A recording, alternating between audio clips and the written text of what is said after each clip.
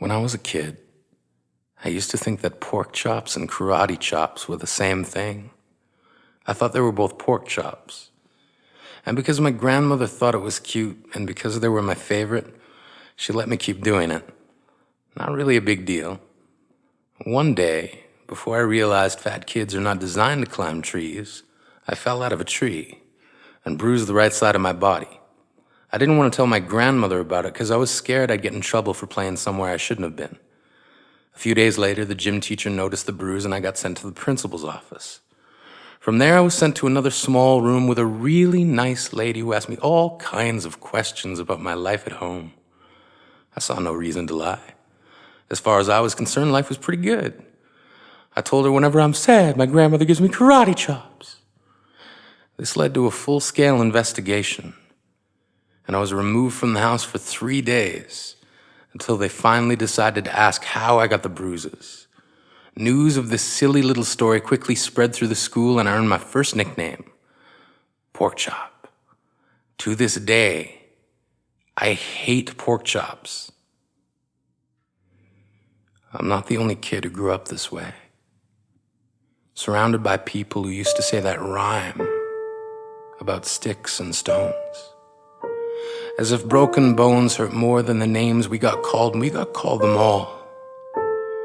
So we grew up believing no one would ever fall in love with us, that we'd be lonely forever, that we'd never meet someone to make us feel like the sun was something they built for us in their tool shed. So broken heartstrings bled the blues as we tried to empty ourselves so we would feel nothing.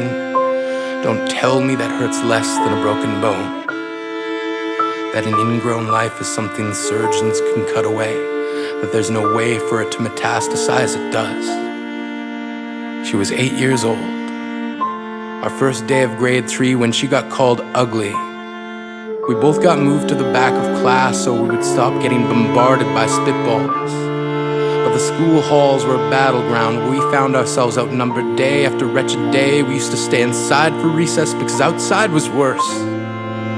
Outside we'd have to rehearse running away or learn to stay still like statues, giving no clues that we were there in grade 5. They taped a sign to the front of her desk that read, "Beware of dog." To this day, despite a loving husband, she doesn't think she's beautiful because of a birthmark that takes up a little less than half her face. Kids used to say she looks like a wrong answer that someone tried to erase but couldn't quite get the job done.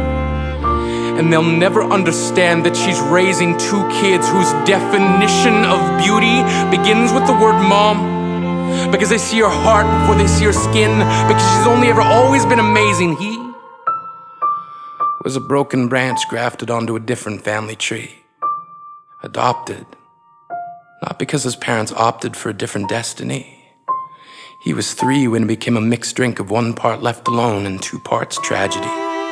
Started therapy in 8th grade, had a personality made up of tests and pills, lived like the uphills were mountains and the downhills were cliffs, 4/5 suicidal, a tidal wave of antidepressants, and an adolescence being called pauper.